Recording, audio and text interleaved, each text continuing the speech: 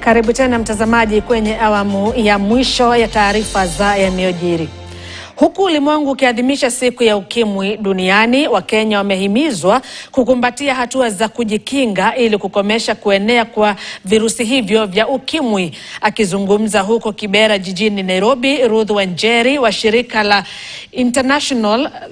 Daktari International linalojishughulisha na masuala ya afya ya uzazi alihimiza jamii kukumbatia upangaji uzazi na tabia njema ili kujikinga dhidi ya virusi vya ukimwi. Tukio hilo lilikamilika kwa usambazaji wa kondomu bila malipo kwa jamii. We encourage those who are living with HIV, we support them, we embrace them, we tell them there is future ahead and that AIDS is not a killer. We also come together so that we can mobilize the community to do testing. We also encourage them to do prevention. We encourage them to have positivity on the issues surrounding HIV, and we also tell them and advise them on where they can be able to get our brands like Kiss Condom so that they can do safe practice of sex. It is important for communities to take the leading front. You know, if human rights are at the epicenter, communities take the lead, and institutional frameworks, the government puts up relevant health systems, health structures, and infrastructures that can work around supporting this mutual entity. We can work around eradicating HIV and AIDS as a pandemic come 2030.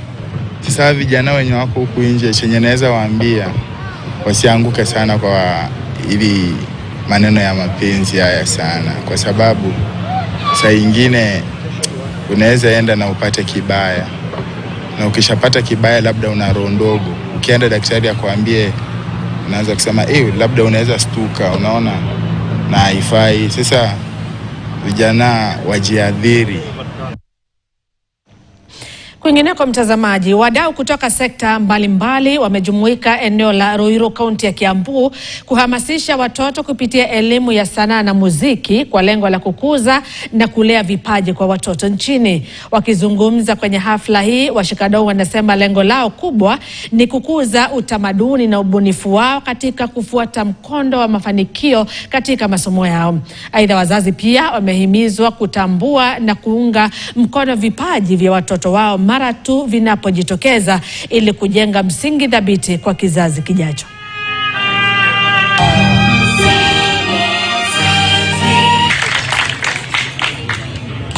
The big thing is we want to showcase what kids can learn beyond school, and through learning music there are also other skills that the kids gain, leadership, as well as co-curricular skills in terms of music, which can enable them, as we've seen with other past kids we've worked with, they can support their living even after school, given the unemployment situation we have. Since I brought them here, I've seen much improvement.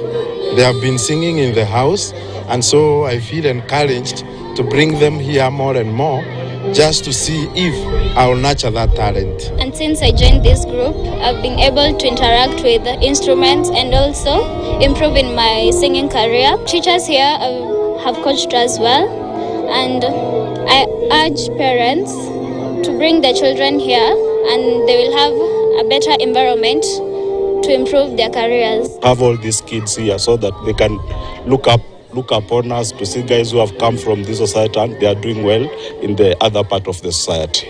The message to the parents: take care of your kids, mentor them, link them up with anyone from the society who has sort of come up with the society, we can look upon them in whatever they are doing in other parts of the community.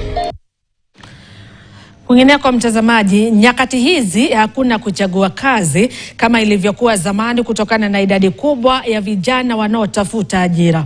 Kutokana na mabadiliko ya ajira, vijana wanatumia mbinu za teknolojia kujipatia riziki. Ujumbe wa fursa za ajira na maamuzi ya ajira nchini unalenga kupitia kanuni ya kuumiza, hasa kwa vijana ambao wanakumbukwa na ukosefu wa ajira.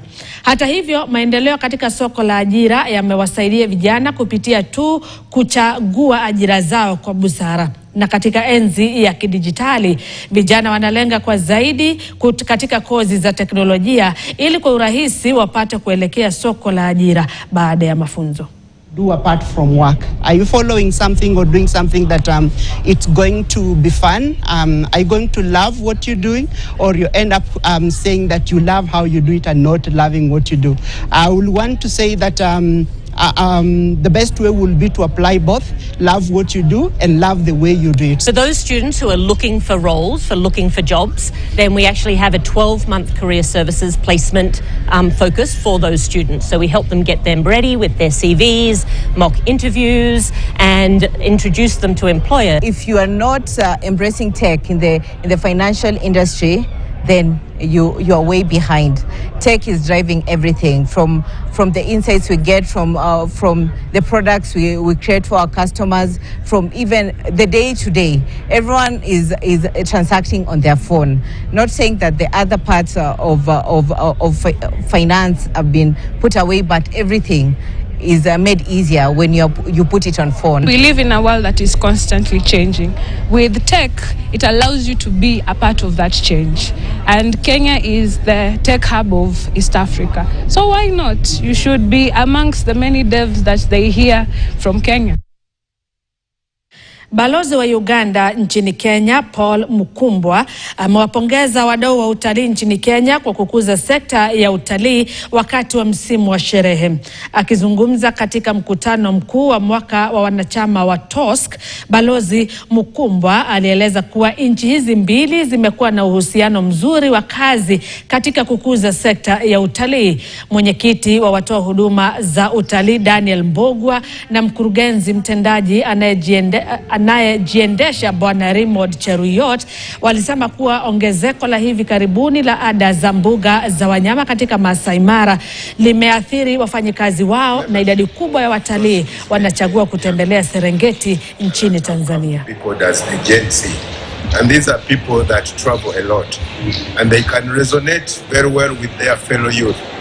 So that's why we are partnering with them to promote and sell Uganda, much as they are also the Ugandan youth. Because now even when you go to the Kenya coast, majority of the people in the farm trip are young people. So really, the young people are not for the future. They are for now, and we are making very good use of them to promote and sell both Uganda and Kenya.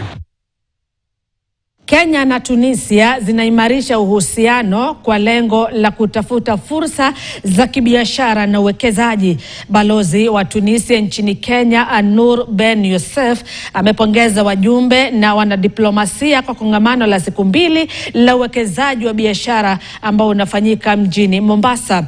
Kongamano hilo limewaleta pamoja wafanyabiashara na wawekezaji.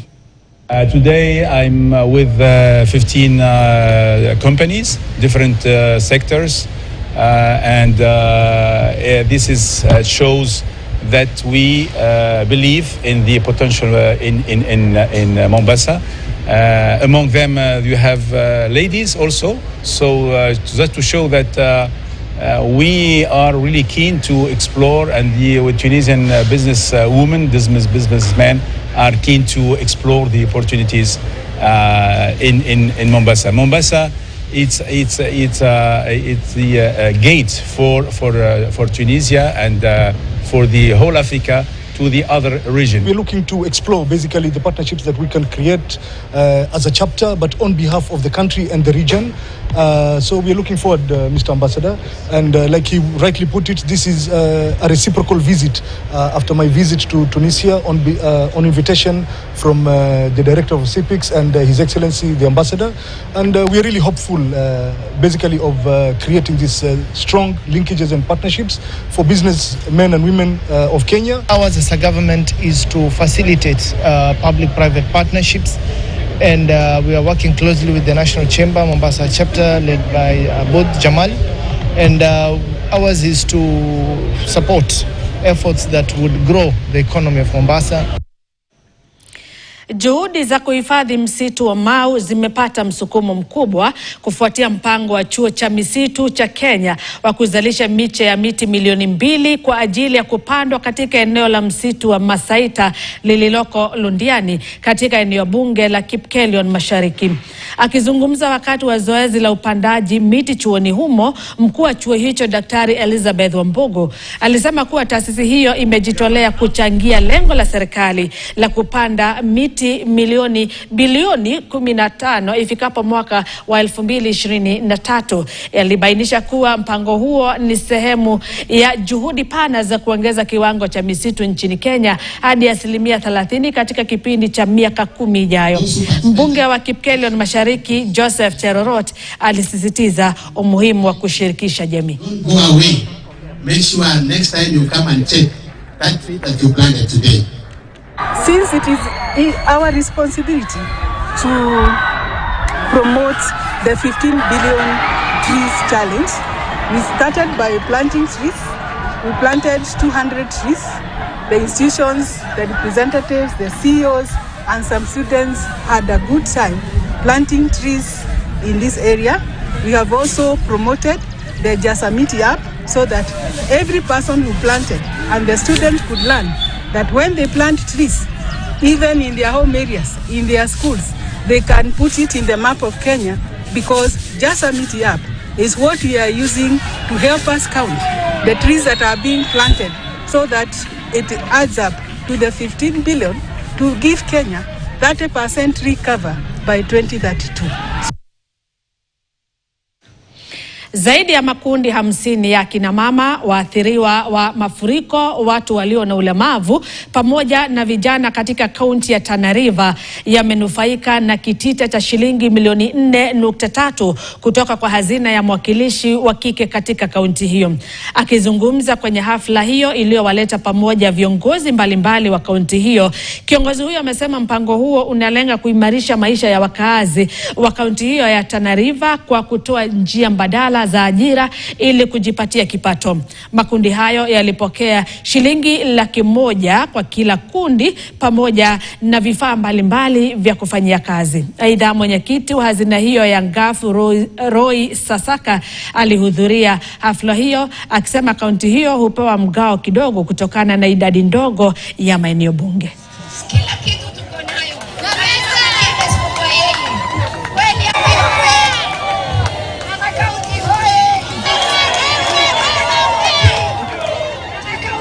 Wale wa mama ambao mnafaidika na hizi program, mujiendeleze, musiharibu ile kiti ambayo leo tunawapatia. Leo tutawezesha na pesa, kila group ikipata 100,000, group 41. Na pia tunawezesha zile groups zingine, group 15. Leo tumesema tunakuja kuhakikisha hii kijiji ama hii town kila mtu amewezeshwa. Na tukisema kuwezeshwa, tunawezesha wamama wa hoteli wa hii soko, tunawezesha wamama wa tumbaku, tunawezesha wamama wa kuni, tunawezesha wamama wa miraa ili pia waendelee na mradi mwingine. Sasa pesa ya Kiambu na Tana River ni kidogo, ndio? Lakini ile miradi ambayo mama wenu anafanya, tumpige makofi tafadhali. Wazee wa jamii ya Agekoyo katika kaunti ya Kirinyaga wamewakusanya vijana waliopitia tohara ya kitamaduni tangu mwaka 2019 ili kufuatilia maendeleo yao na kuhakikisha wanaendelea kupata malezi ya kiungwana kufuatia kuongezeka kwa visa vya vifo vinavyotokana na watu kujitoa uhai na hitaji la mwongozo wa kimaadili.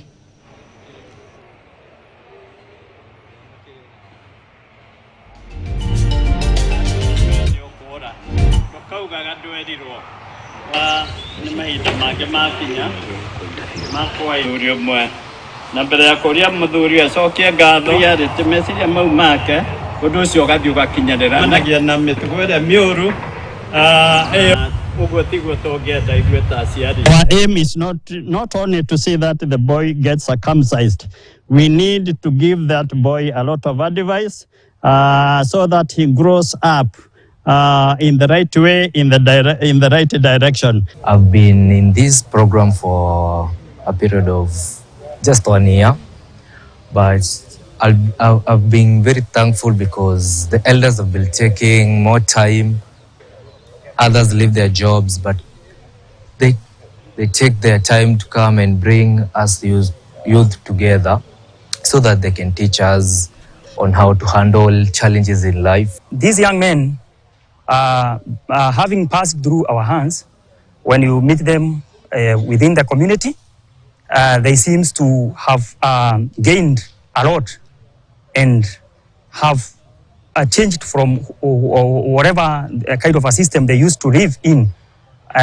You can be able to differentiate those who have ever passed through the circumcision through professionals in the medic sites, always in hospitals and other private entities.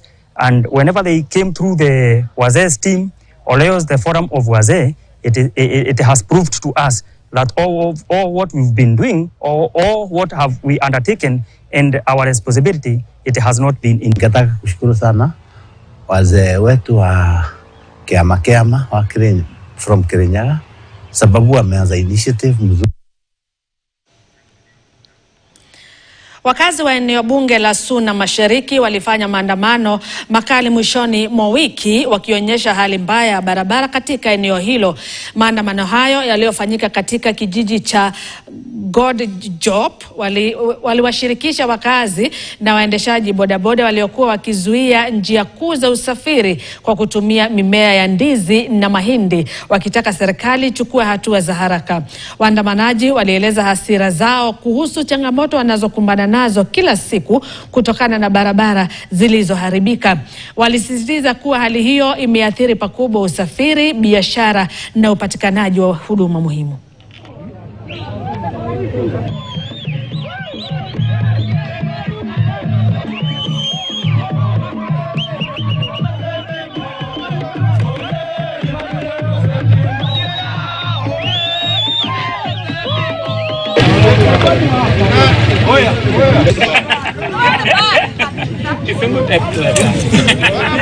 From Wasio up to mahali inaitwa mwisho wa lami. Sijui ni kwa nini inaitwa mwisho wa lami, kwa sababu hii lami inafaa ipite mpaka Wasio.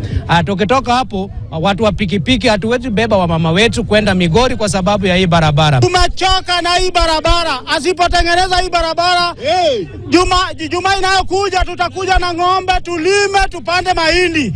Barabara ipite Mapera, ipite Kanyamkago. Na lazima wasipoangalia vizuri watang'olewa. Hapa tunataka njia yetu itengenezwe, hatujakuja hapa kwa njia ya vita. Tunaomba tu mheshimiwa aje tutengenezee barabara. We've had a challenge of the road upgrade from Kakrao all the way to Ogwethi. The Kakrao to Ogwethi road upgrade was advertised and was approved in 2019, and funds amounting to 1.1 billion shillings was allocated for the upgrade. Today, the contractor only did a section from Ogwethi Market to Oyoma, to Oyuma, which is a 12 kilometers road. The total road was 22 kilometers. So we are asking, as the residents of Godjope and the residents of Suna East, that why did the constructor stop construction of the road from Kakrao to Ogwethi?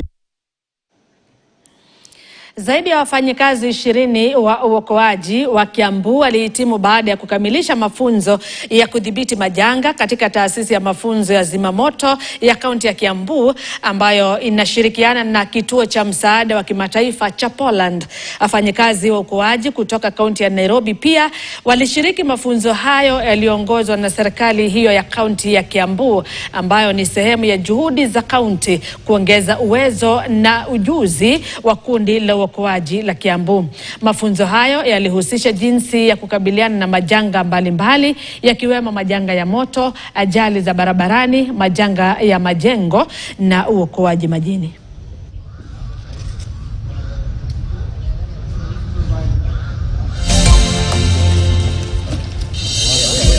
Today we had the honor to graduate on urban search and rescue, training that incorporates both medical and building collapse.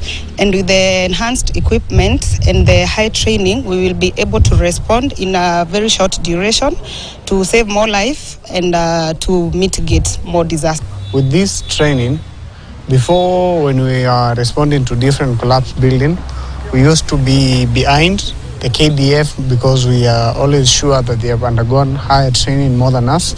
And right now, after this training, I'm sure we are equipped with all the skills and also the knowledge to use different equipments to locate people, maybe who are trapped under the rubble. That is when the buildings collapse. Fire and Rescue Service in Kiambu County has its mandate to make sure that we perform effectively in the name of preventing loss of lives, protecting property destructions. We've managed to support our firefighters with several equipments to facilitate them to facilitate them and enable them to carry out the various rescue missions safely and efficiently. Na mtazamaji, taarifa hii inatukamilishia taarifa zetu za yanayojiri. Nasema asanti sana kwa wote waliofanikisha taarifa hizi, na pia kwa mtazamaji nasema asanti sana kwa muda wako. Mimi ni Agnes Gakunga, lakini usikose mwendo wa saa 1 kamili tutakuwa tunazindua sura mpya ya KTN. Usikose. Mimi ni Agnes Gakunga, endelea kutazama KTN.